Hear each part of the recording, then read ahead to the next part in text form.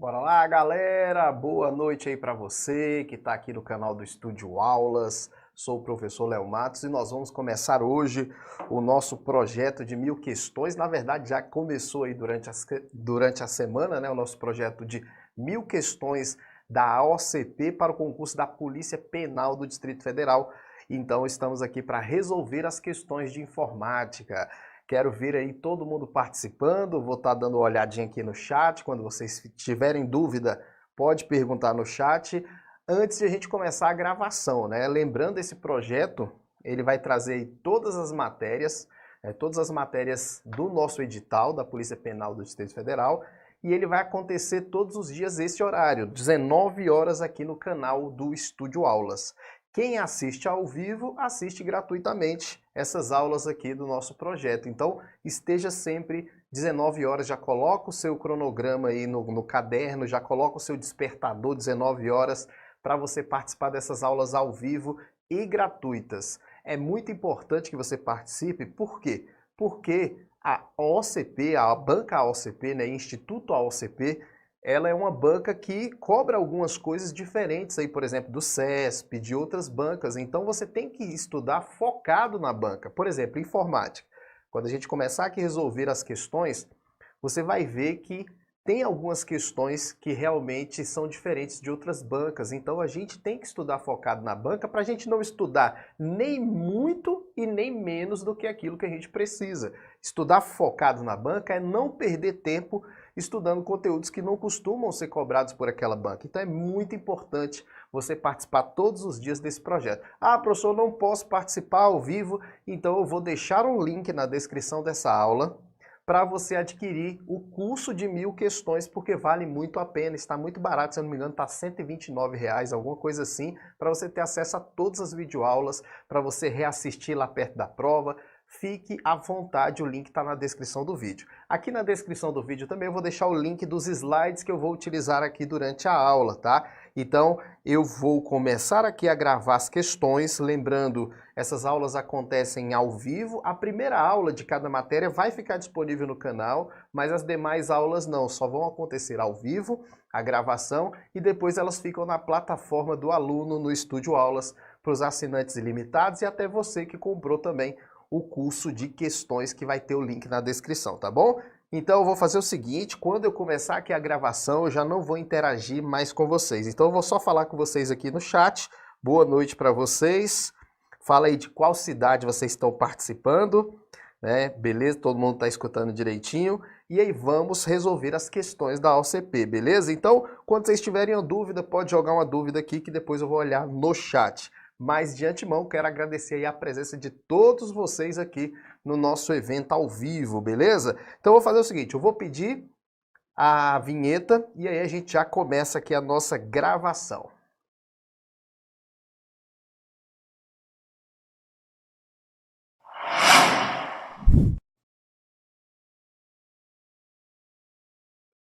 Olá, aluno! Tudo bem com você? Já estamos aqui ao vivo no canal do Estúdio Aulas. Vamos resolver questões. Às vezes você já está na plataforma do aluno também, porque a gravação dessas questões está sendo ao vivo, mas você já deve estar assistindo também essa aula dentro da plataforma do Estúdio Aulas. Eu vou passar por todos os tópicos do edital, fazendo uma questão de cada um, e depois, quando a gente tiver lá dentro da plataforma mesmo, a gente vai resolver questões por tópico, tá bom? Essa primeira aula eu vou passar por todos os tópicos para vocês entenderem como é que cai na prova, vou passar por todo o edital de vocês, fazendo uma questão de cada tópico, já para você entender como é que a banca cobra esse assunto de informática que vale 10 pontos na sua prova, né? Vale 10 pontos, é uma matéria muito importante e muito chave para você que quer passar aí no concurso da Polícia Penal. Lembrando, o Instituto OCP é uma banca muito metódica ali, ela traz algumas coisas que não costumam cair nas outras bancas, mas você fazendo o curso aqui vai estar tudo certo, vocês vão ver que vocês vão arrebentar na prova. Vamos para a primeira questão, só que antes eu vou mostrar aqui o edital para vocês, olha o edital aí.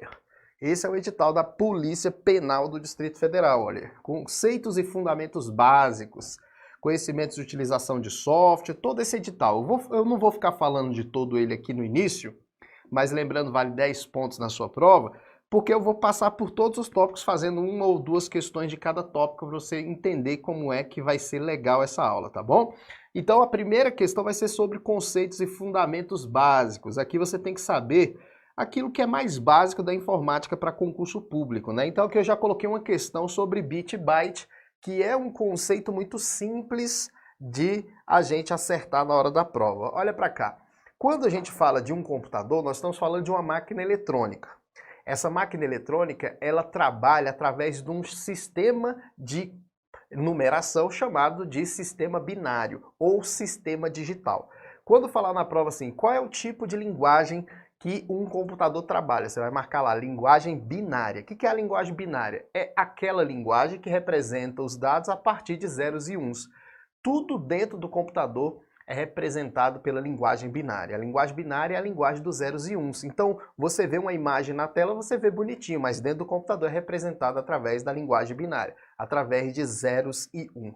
E quando perguntar na prova que tipo de sistema eletrônico digital um computador trabalha, você vai marcar sistema digital, tá? Digital é aquele que também entende a energia apenas em dois estados, ou o sinal é baixo ou o sinal é alto. Por isso, representado através da linguagem binária, através dos zeros e uns. Então, a primeira coisa que você vai anotar é que a linguagem binária é a linguagem dos zeros e uns. Tudo dentro do computador é representado por zeros e uns. Cada 0 e 1 dessa linguagem binária, cada 0 e 1 vai ser chamado de bit. Então, cada 0 e 1 desse aqui, ó, cada 0 e 1, a gente vai chamar isso de bit, que quer dizer dígito binário. Bit é a abreviação de dígito binário. Então, um 0 é um bit. Bit 0. Um 1 é outro bit. Bit 1. E quando eu tenho um conjunto de 8 bits, como vocês estão vendo aqui, quando eu tenho um conjunto de 8 bits, aí eu vou chamar isso de byte. Então, o conceito de bit, você vai anotar aí no seu caderninho, conceito de bit. Bit é cada 0 e 1 da linguagem binária. Então, eu vou chamar isso aqui de a menor unidade de informação. Isso quer dizer que o nosso computador não entende nada menos do que um bit. A menor coisa que o computador da gente entende é o bit, é a menor unidade de informação. E quando eu tenho um conjunto de 8 bits, eu tenho um byte. Então, o byte ele é um conjunto de 8 bits. E o bit é a menor coisa que o computador consegue entender. Voltando aqui, então, ó, cada 0 e 1 é um bit. E quando eu tenho um conjunto de 8 bits, eu chamo de byte, que é o que a questão está perguntando. Ó. Um byte é composto por quantos bits? Resposta, letra D de dado, 8 bits. Então, não esquece. Quando a gente fala de conceitos básicos, vocês têm que saber esses conceitos fundamentais. Saber, por exemplo, o que é um hardware, o que é um software, o que é bit, o que é byte, o que é kbyte, megabyte. Tudo isso nós vamos ver no decorrer do nosso curso, tá? Quando a gente for resolver as questões por tópico, porque nesse primeiro vídeo a gente vai passar por todo o edital, fazendo questão de todo o edital. Vai ser muito legal essa aula e muito produtiva para você que já está se preparando para a Polícia Penal do Distrito Federal. Então essa primeira questão foi de conceitos básicos. Vamos voltar lá e nós vamos aqui para a nossa segunda questão, que fala assim, ó, conhecimento e utilização dos principais softwares utilitários. Aí ele coloca aí compactador de arquivo, chat, cliente de e-mail, reprodutor de vídeo, visualização de imagem e antivírus. Então ele quer saber o seu conhecimento em relação a esses programas que ele colocou aqui, compactador, enfim. E eu trouxe aqui uma questão sobre compactação de arquivo. Se você não sabe ainda o que é compactar um arquivo, compactar um arquivo é você diminuir o tamanho dele. Aí você fala, como assim diminuir o tamanho? Imagine que eu tenha um arquivo e esse arquivo tenha 50 megabytes de tamanho. 50 milhões de bytes é o tamanho dele. Então quer dizer que eu preciso de um lugar no meu computador para armazenar esse arquivo. Então quando eu for armazenar esse arquivo, por exemplo, em um pendrive, esse pendrive precisa de espaço de 50 megabytes para armazenamento desse arquivo. Se por acaso eu não conseguir armazenar esse arquivo no pendrive, eu posso pegar esse arquivo aqui e usar um programa de compactação, fazendo esse arquivo ocupar um menor espaço possível. Compactar arquivos é você diminuir o tamanho dele, diminuir o espaço que ele vai ocupar na hora do armazenamento. Tá? Então, a gente compacta arquivo com esse objetivo. Claro que não é a única coisa que um compactador de arquivo faz, não é a única coisa. Mas o compactador de arquivo tem esse objetivo principal, diminuir o tamanho do arquivo para que você consiga salvar esse arquivo em outro lugar. Uma coisa que eu percebo do Instituto AOCP é que ele consegue mesclar muito a teoria da informática para concurso com a prática. Isso não é qualquer banca que faz. E o Instituto AOCP, pelo que já analisei, pelos anos também que eu já dou aula dessa banca, né, muitas provas do Ceará, da Bahia, né, do Nordeste ali em geral, é o Instituto AOCP que aplica. Então, pela minha experiência e pelo que eu avaliei as últimas questões, a banca consegue juntar a teoria e a prática. Por exemplo, se você for enviar um programa por e-mail, presta bem atenção. Se você for enviar um programa por e-mail, você coloca um programa lá em anexo, vai negar o envio desse programa. Por quê? Porque os programas de correio eletrônico, juntamente com o seu servidor de correio eletrônico, eles não deixam você enviar anexos com extensões de programas, como por exemplo extensão exe, que é um arquivo executável do Windows, com extensões que sejam de programas, esse servidor de correio eletrônico não vai aceitar você enviar. Por quê? Porque para ele, quem envia programa em anexo é alguém que está com mal intenção de enviar, por exemplo, um vírus. O vírus é um programa malicioso.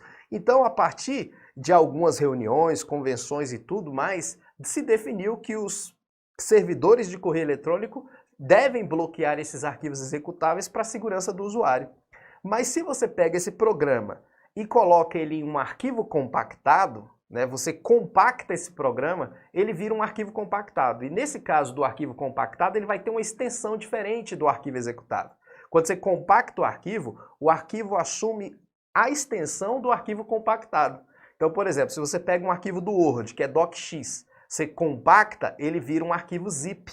Ou um arquivo RAR, que são arquivos compactados. Se você pega um programa que é a extensão exe, você compacta, ele vira zip, ele vira RAR, que são extensões de arquivos compactados. E aí você consegue enviar por e-mail, tá? Outra coisa também da prática do dia a dia que a gente faz muito é, quando você quer enviar um conjunto de arquivos, você quer enviar 10 documentos, ao invés de você ficar anexando arquivo por arquivo, você pode pegar esses arquivos e agrupar dentro de um arquivo compactado, que é outra função do compactador de arquivo. O objetivo principal, claro, é diminuir o tamanho do arquivo para ele ocupar um menor espaço, mas muitas pessoas usam para outras finalidades práticas. Por exemplo, eu posso pegar os 10 arquivos e compactar. Então quer dizer que aqueles 10 arquivos vão ficar dentro de um mesmo arquivo compactado. Eu posso agrupar esses arquivos dentro de um mesmo arquivo. Então aqui eu já dei algumas dicas importantes que a AOCP gosta, tá? E aí vamos voltar aqui só para a gente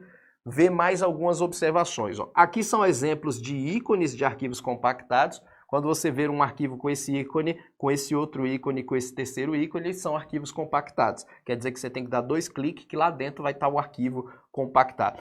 Exemplos de programas de compactação de arquivos. Os mais comuns são esses aqui, ó, o WinRAR e o WinZip.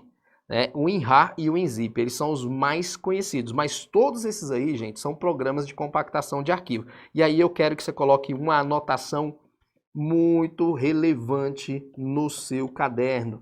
Espero que vocês estejam com um caderno anotando todas essas dicas, porque no final dessa aula o seu caderno vai estar muito bem preparado para que você depois faça uma revisão com essas informações. A nota é o seguinte, o Windows, o sistema operacional Windows da Microsoft, possui compactador nativo.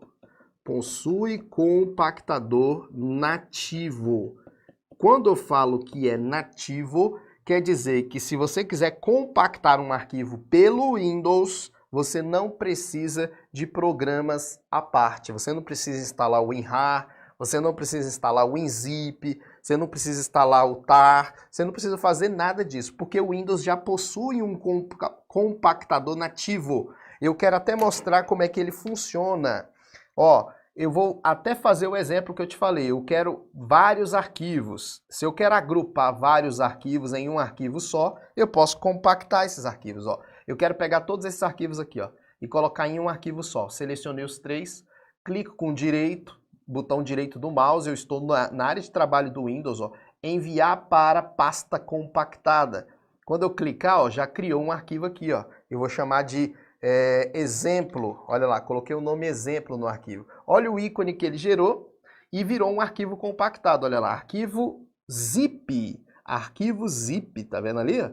Arquivo.zip, exemplo.zip. Então eu peguei esses três arquivos, compactei com a ferramenta do Windows chamada de pasta compactada. Então eu vou colocar aqui mais na sua anotação que esse compactador nativo do Windows, ele pode ser chamado na prova de pasta compactada, e ele coloca os arquivos agrupados lá dentro. Lembrando, outra coisa também importante é que a extensão nativa de um arquivo compactado no Windows é zip, tá? Se na prova te perguntar qual é a extensão de um arquivo compactado pelo compactador nativo do Windows, você vai marcar lá zip, tá? Você vai marcar zip. Ok, então voltando na nossa questão, aqui é uma questão da OCP que ele queria saber os nomes dos programas compactadores.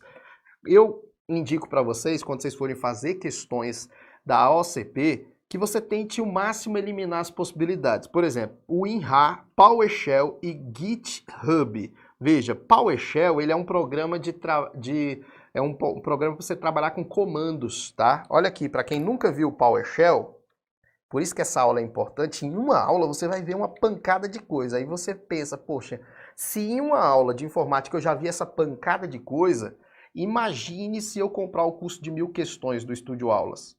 Ave Maria, você vai ver todos os tópicos do edital em exercícios como você está vendo aqui, ó. Esse é o PowerShell, ele é um terminal de comandos do Windows. Então essa primeira opção já está errada. Aqui você vem aqui, ó, FTP. FTP é transferência de arquivo. FTP é um protocolo de transferência de arquivo, é um serviço de transferência, não tem nada a ver com compactador, tá? Ó, PeerZip, SetZip e WinZip. Poderia ser essa aí ou não?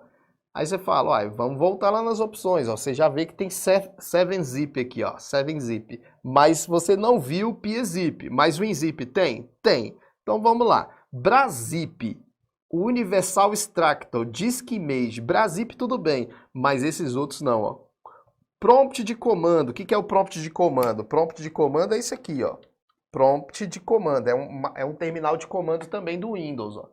Ele também é um terminal de comandos, assim como o PowerShell. Se na prova falar, marca abaixo dois terminais de comando, você vai marcar prompt de comando e PowerShell, que são os dois prompts, são as duas telas pretas, as duas interfaces de comandos, terminais de comando, são tantos nomes que a gente pode adotar, que tem no Windows nativo. Mas a resposta aqui é a letra C.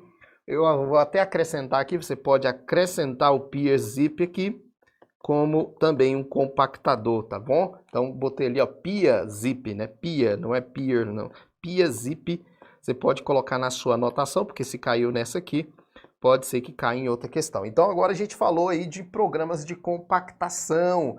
Não esquece dessas anotações que nós fizemos. Outro tópico do edital de informática é a identificação e manipulação de arquivo. Quando falar identificação e manipulação de arquivo, gente, isso aí está dentro de Windows, tá? Não só dentro de Windows, porque o nosso edital ele tem Windows e tem Linux. Veio um edital muito grande, né, da Polícia Penal e tem muita possibilidade. Eu só olhando o edital, e eu fiz a separação aqui, nós temos em torno de 18 itens no edital de informática, só de informática. Então isso quer dizer que se vão cair 10 questões, poderia cair uma questão de cada tópico ali mais relevante.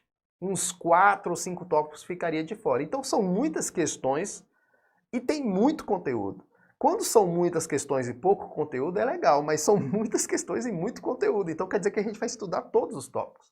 Mas é o que eu falei, você não precisa se preocupar que no nosso curso de exercícios eu vou passar por tópico, eu vou fazer várias questões de vários tópicos. Aqui a gente está aprendendo o edital, está fazendo questões, vendo como é que a banca cobra, já está fazendo anotações, porque no final dessa aula você vai ter um caderno incrível. Quer ver? Então vamos voltar lá na manipulação. Quando eu falei que a gente faz manipulação de arquivos e identificação de arquivos no Windows e no Linux, é porque quando você for estudar isso, Windows e Linux, você vai estudar essa manipulação lá dentro.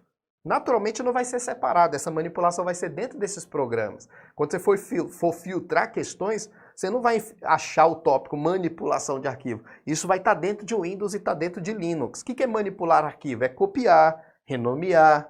Isso é manipulação de arquivo. É usar o gerenciador de arquivos e pastas. E aí a questão 3 traz mais ou menos uma ideia para a gente.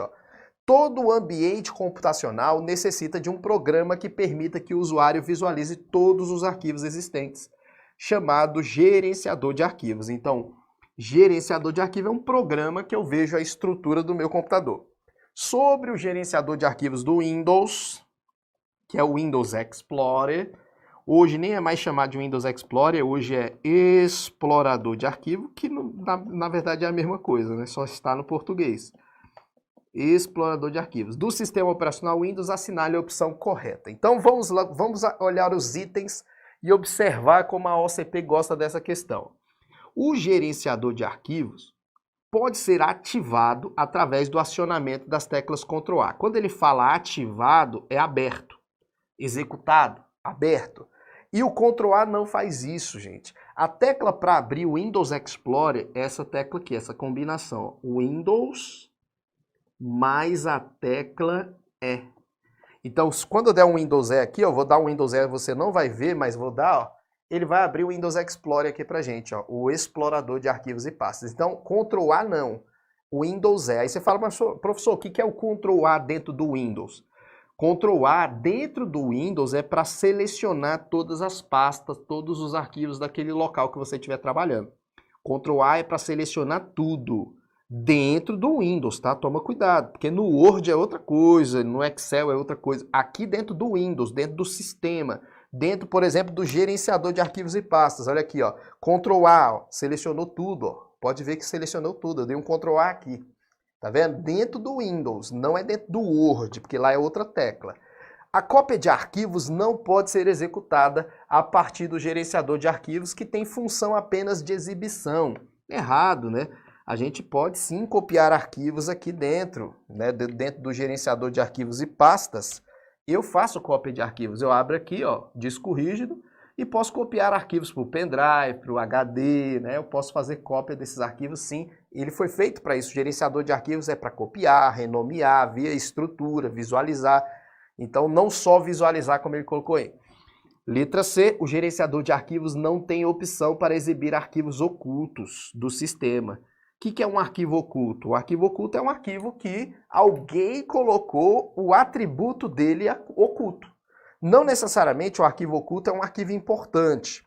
Eu já estou te dando dica de arquivo oculto. Arquivo oculto foi alguém que colocou ele como oculto, porque às vezes queria esconder alguma coisa. O próprio sistema operacional Windows esconde alguns arquivos que ele acha importante. Né? Tem alguns arquivos ocultos que são importantes, só que eu não posso generalizar. Tá? Então, por exemplo, aqui no C2 pontos, vou abrir o C2 pontos, o disco rígido. Não sei porque que ele abriu aqui, ó. Abri o C2 pontos, o disco rígido, vou abrir uma pasta muito importante do nosso computador, que é essa aqui, ó, arquivos de programa. Arquivo de programa, ele tem vários programas instalados aqui. Cada programa instalado tem uma pastinha. Então aqui pode ter arquivos ocultos. Como é que eu vou saber se existem arquivos ocultos aqui? Se tem arquivos escondidos? Eu vou aqui no Exibir, ó, na guia Exibir, e aqui vai ter no final, ó, itens ocultos. Tá vendo? Quando eu marcar itens ocultos, ele vai mostrar, olha aí, ó, tinha essa pasta aqui oculta, ó. Essa pasta em tom esmaecido, ela tá oculta, ó. Um install information está oculto. Isso aqui é o sistema ocultando algumas pastas que ele acha relevante ocultar porque não é para qualquer um mexer. Então ele está escondendo essas pastas aí por relevância. Aí você vem aqui e manda não mostrar os ocultos de novo. Ó. Tirou os itens ocultos e aí ele some de novo. Então isso é muito importante porque como você vai ser polícia penal, e às vezes você vai trabalhar ali dentro do mesmo que trabalha ali dentro do ambiente do presídio e tudo mais, ou na área administrativa, eu não sei qual área que vocês vão trabalhar, isso depende lá da função de vocês, mas às vezes você vai querer identificar se existe algum arquivo escondido por alguém ali e assim por diante, e aí você vai poder exibir esses arquivos ocultos dessa maneira. Então, quando ele fala que o gerenciador não tem opção para exibir oculto, está errado. Pelo gerenciador de arquivo é possível ter somente um acesso de leitura dos arquivos, não podendo ser alterados dados e atributos. Esse aí também está errado. Pelo gerenciador é possível somente ter acesso à leitura dos arquivos, não podendo alterar os dados.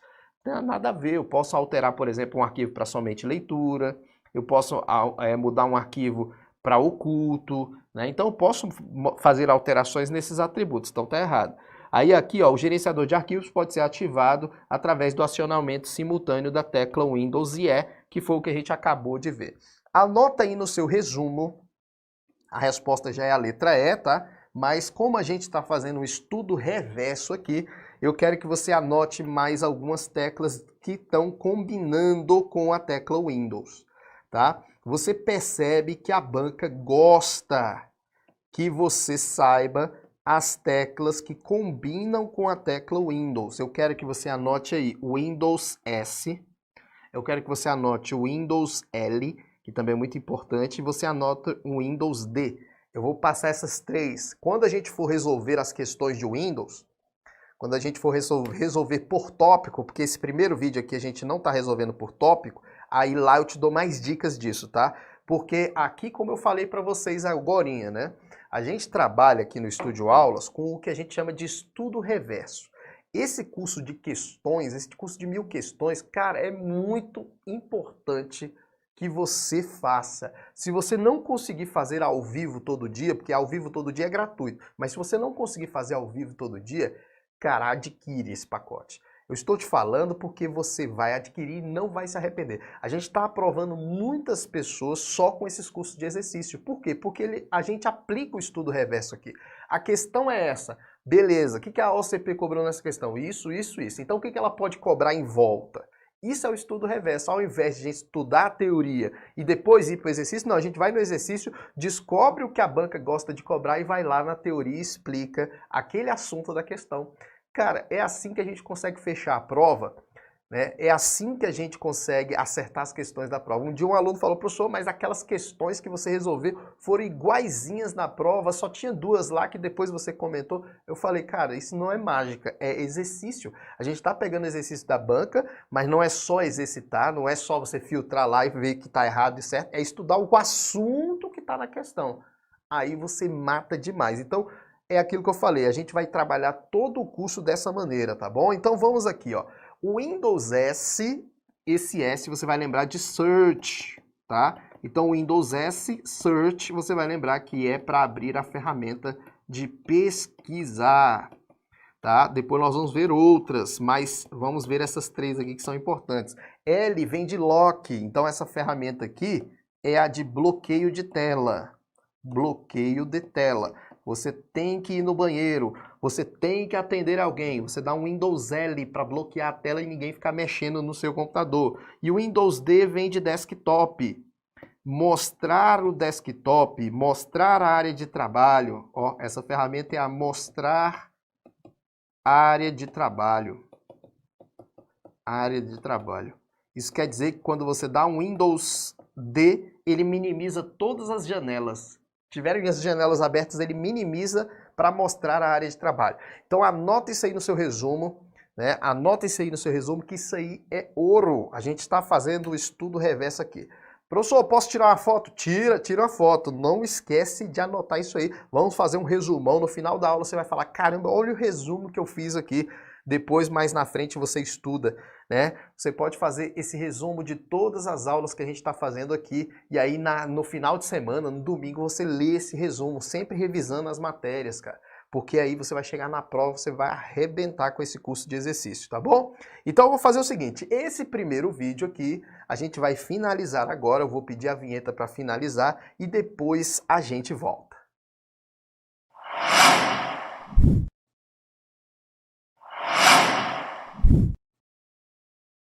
Voltamos, galera. Vamos resolver mais questões do Instituto AOCP. Bota aí na tela. Vamos lá. Paramos nessa tela das teclas associadas à tecla Windows. Vamos falar agora de outro tópico do edital. Estamos passando por todos os tópicos do edital. Vamos falar de backup de arquivos. Vamos lá.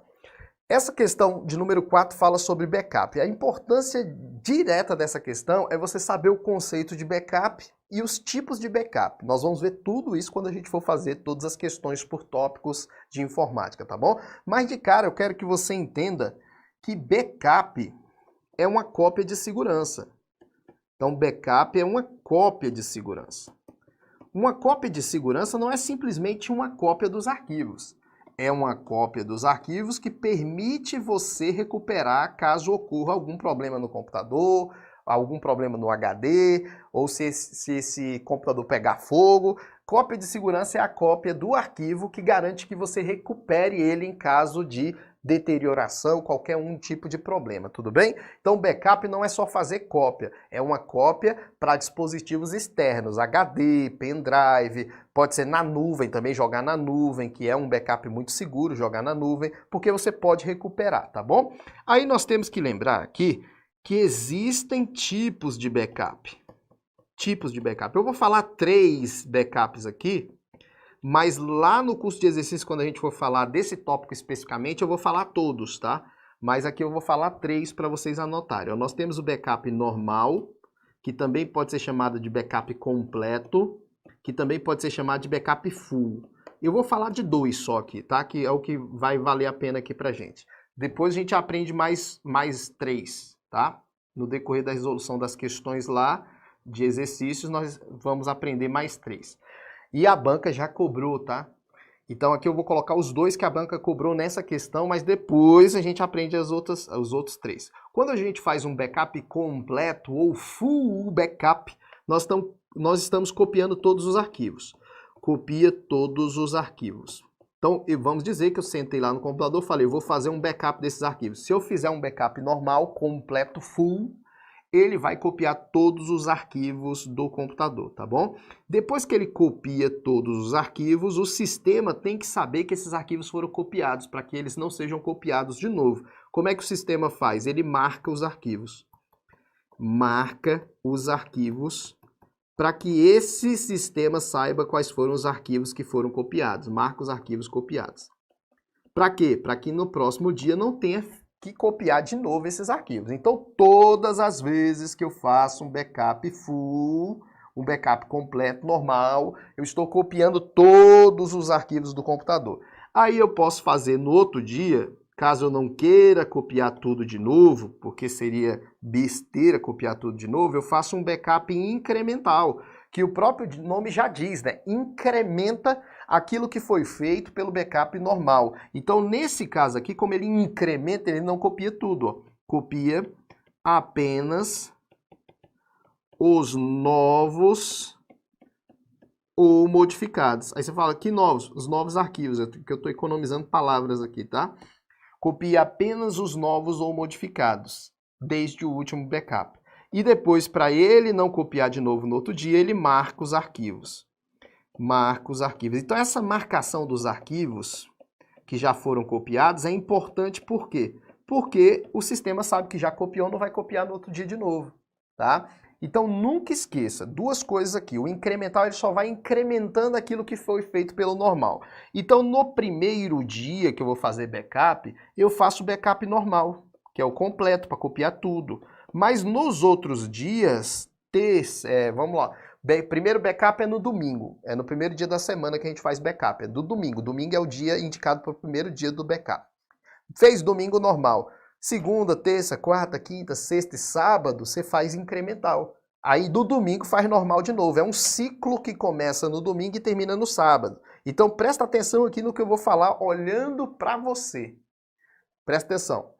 Backup normal é o backup recomendado para ser feito no primeiro dia de backup, que é no domingo, porque ele copia tudo.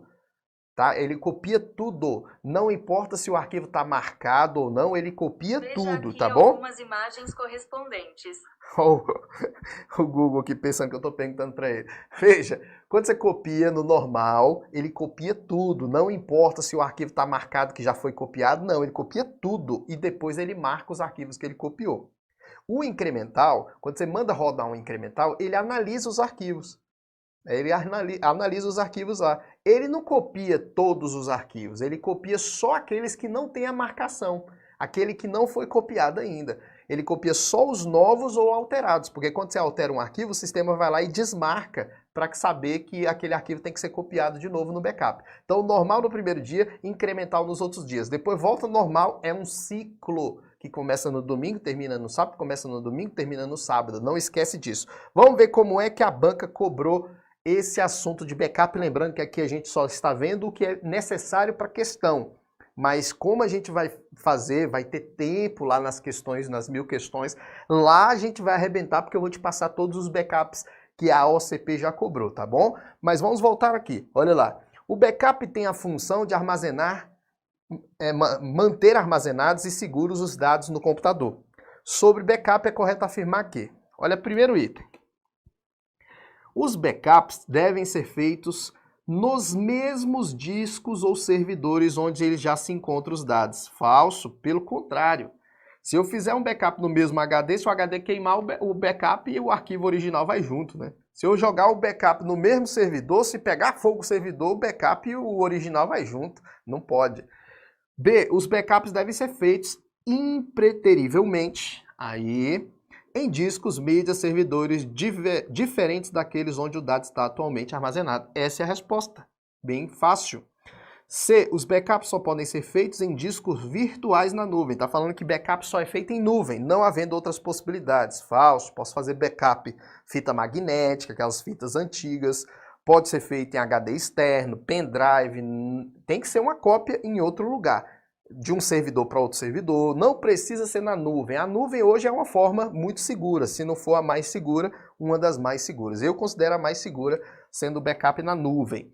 As informações mais importantes que devem ser guardadas em um backup são os instaladores de programa. Não, instalador de programa você não faz backup.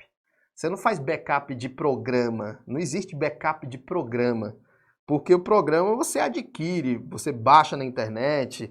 O programa não é o importante são os dados gerados pelos programas. Então, instalador de programa, você não faz backup. Porque você pode baixar esse instalador a qualquer momento na internet, na internet. A única forma de backup existente é o backup global, em que se copiam todos os arquivos selecionados, não havendo forma de se feito um backup incremental. Primeiro, que o backup não é global, é backup normal ou full ou completo. Segundo, que existem outros backups, como esse que ele citou, que é o incremental. Então, esse aqui está errado.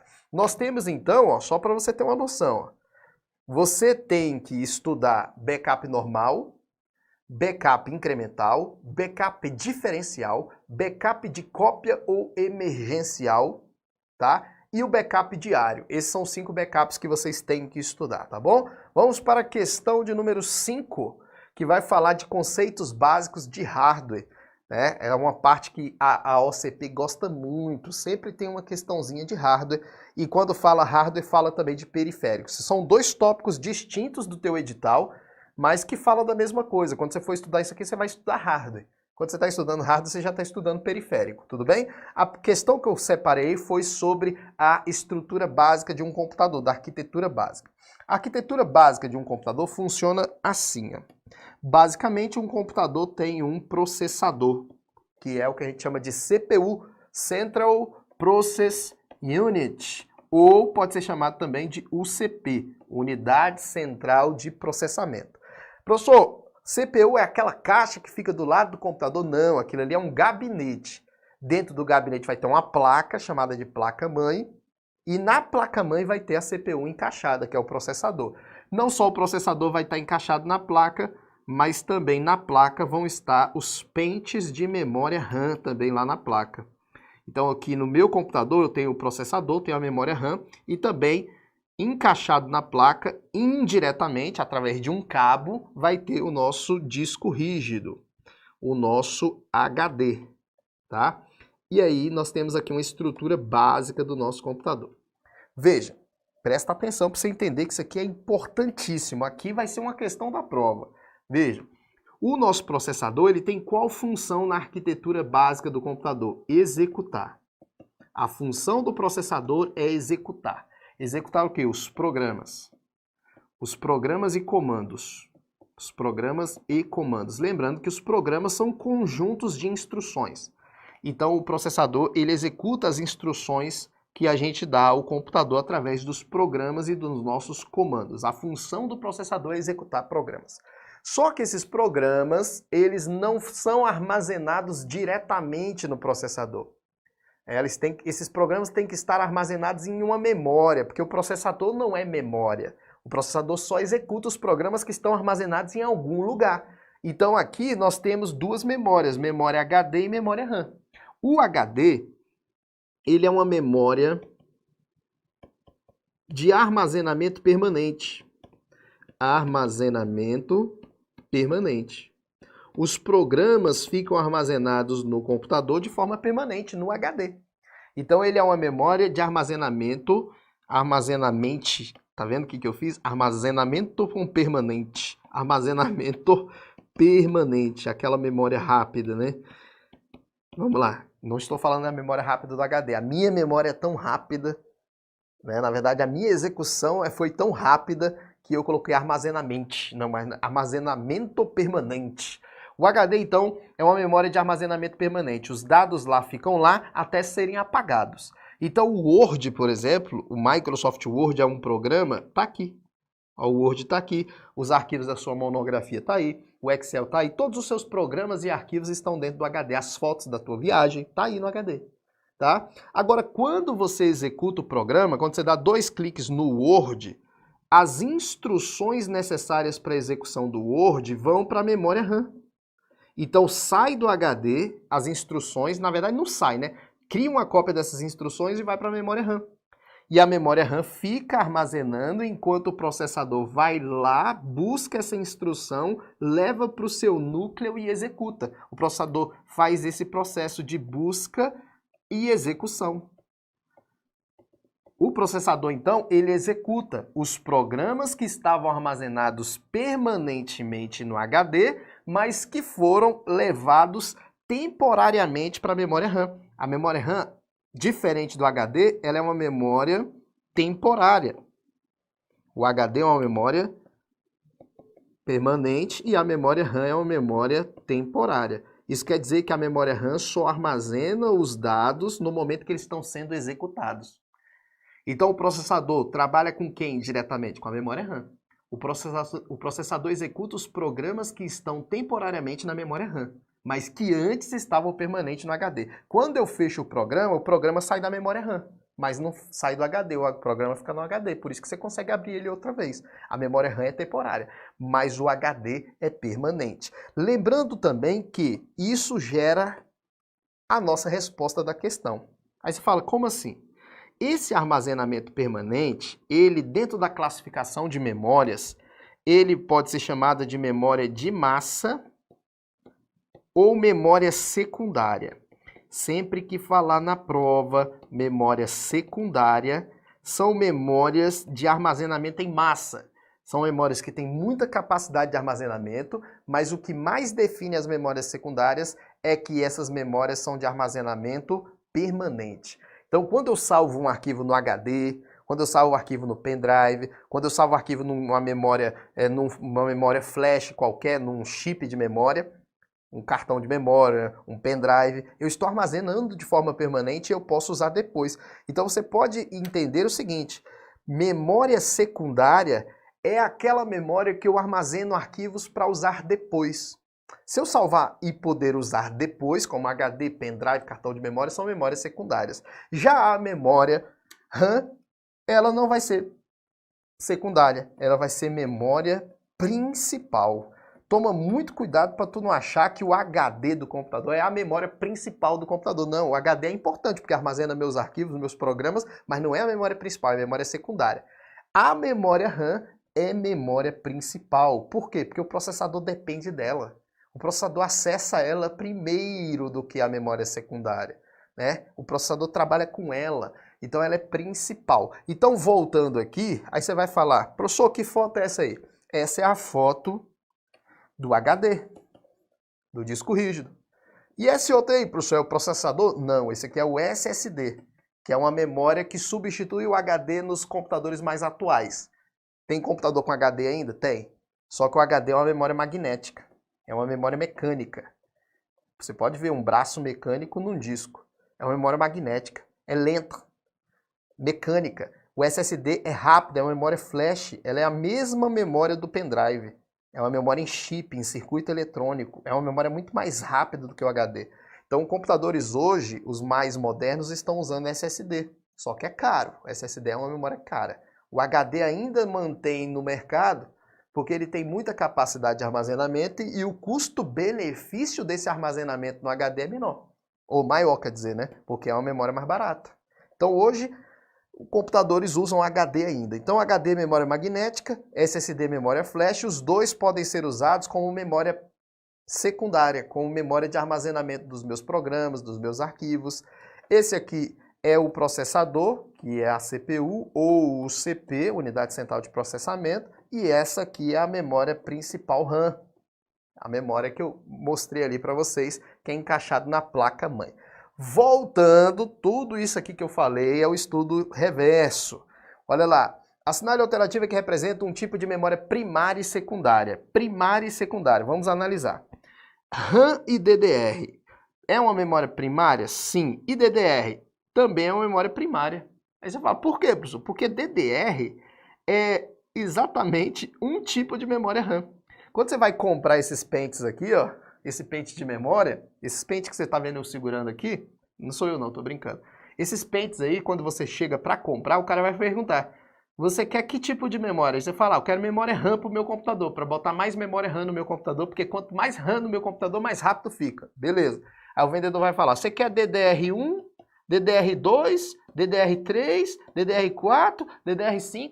DDR é o nome comercial da memória RAM.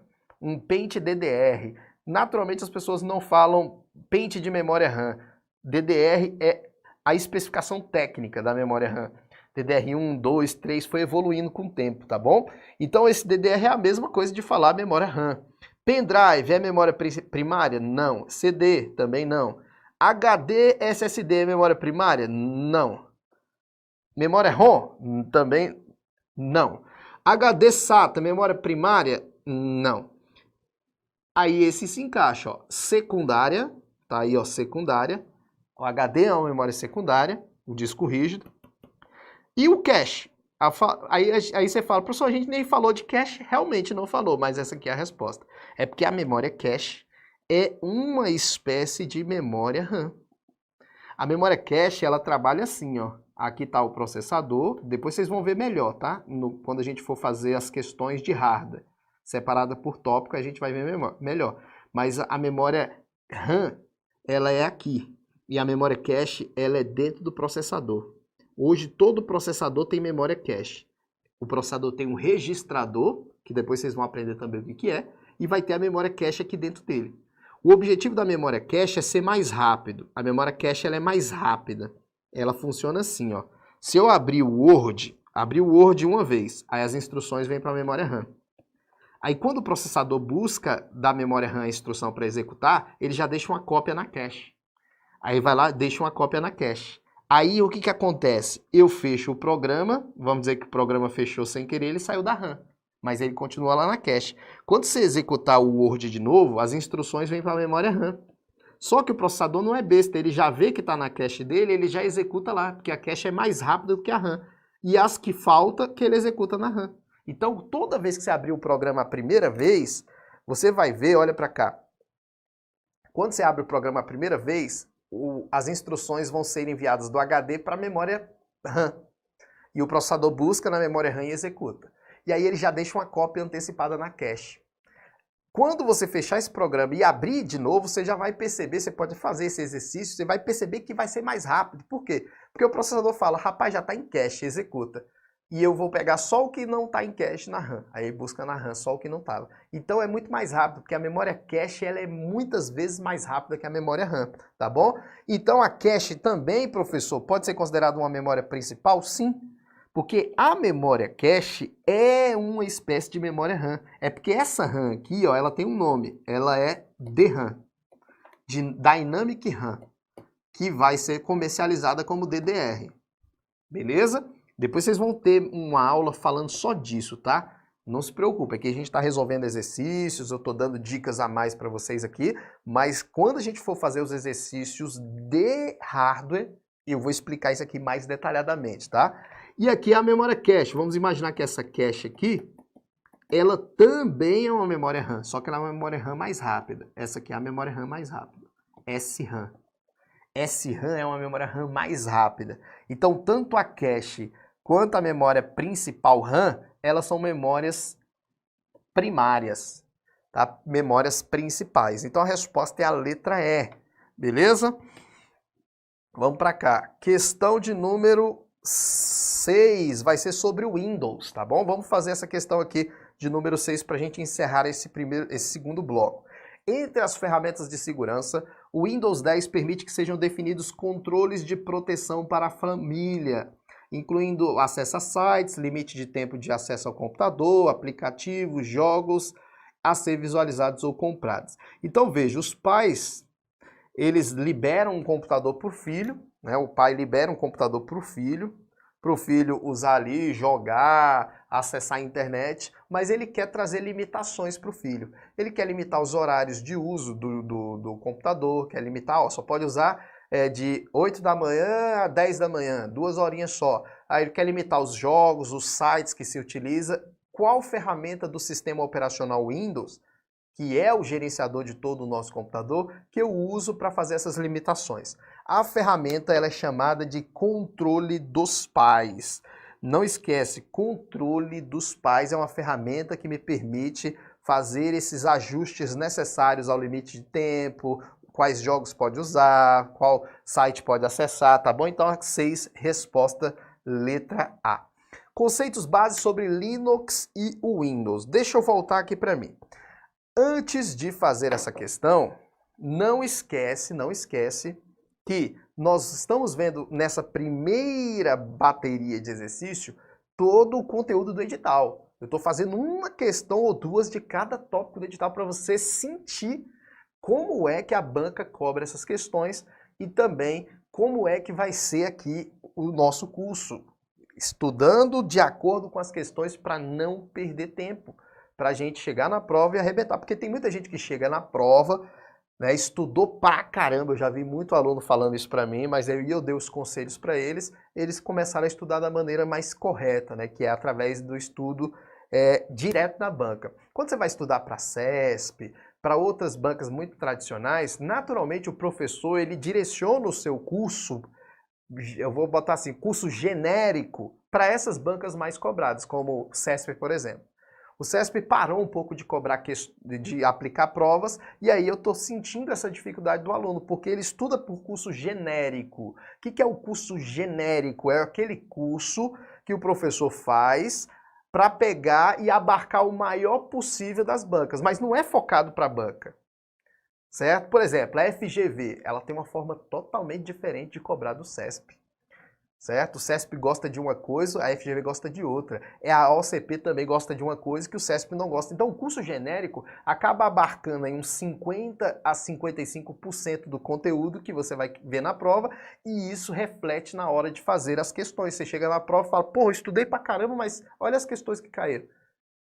Se você tivesse estudado por questões, sabendo o conteúdo que a banca gosta de cobrar e pegando o que está em volta, porque não é só o que cai na questão, porque isso é um erro também, você achar que só fazer as questões no que concurso ali, naquele site de concurso, vai dar certo. Não é só isso. Você tem que pegar qual foi o assunto que foi cobrado nessa questão. Vou estudar esse assunto aqui, porque a banca sempre vai colocar questões que ela ainda não cobrou, mas ali você sabe o assunto que ela está cobrando.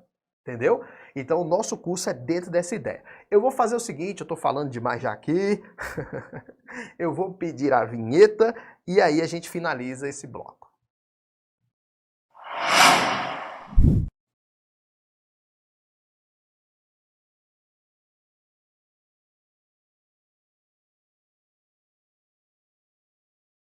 Voltamos aqui, galera, beleza? Galera, eu não estou interagindo muito no chat, se quiser colocar aí no chatzinho, né? Porque a gente está fazendo a gravação aqui do curso de 1000 questões. Te convido para clicar no link que está aí abaixo na descrição e dar uma olhada.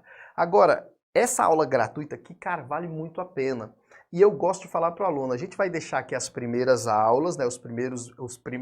O primeiro dia, né, de aula de todos os professores, para ajudar aquela galera que quer ali ter, né, um acesso ao curso gratuito, às vezes não está tendo como investir agora. A gente vai deixar essas aulas gratuitas disponíveis aí no canal do YouTube do Estúdio Aulas, a primeira aula, para você entender como é que é a banca, fazer um caderno de anotação, estudar com outras aulas.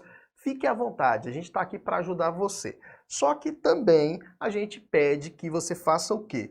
Clica no link aí, compartilha esse vídeo com outras pessoas que também querem ter conteúdos assim, gratuitos. A gente tenta fazer o máximo de qualidade. Vocês podem ver que a gente não esconde nada aqui. A gente passa tudo que a gente sabe nessas aulas para você assistir gratuitamente. Então tem uma pessoa que está precisando de uma força, envia esse link para ela, cara. Tem gente que estuda para concurso e fala, pô, não vou ajudar ninguém porque vai ser meu concorrente. Rapaz, isso reflete no espírito aí, na sua energia.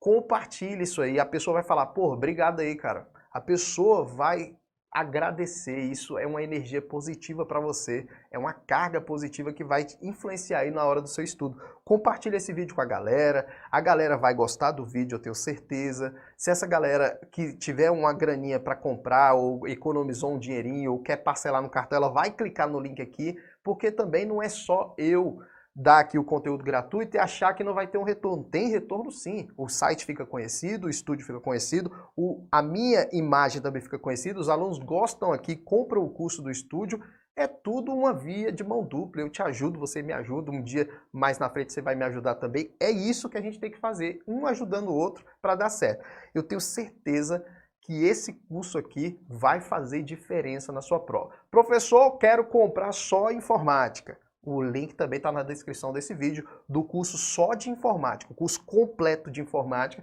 que tem a teoria e os exercícios da OCP. Professor, só quero o curso de exercício de informática. Também vai estar na descrição desse vídeo, só de informática. Mas eu não recomendo. Por quê? Porque o só de informática vai ser R$ 69,00. E o curso completo é R$ 129,00. É melhor você comprar o curso completo, que vai ter criminologia, vai ter português, vai ter tudo. Então o link tá aí. Então eu vou fazer o seguinte, eu vou dar 5 minutinhos para você fazer, sabe o quê? Lavar o rosto aí, eu vou beber uma água rapidinho e aí a gente volta aqui para nossa aula.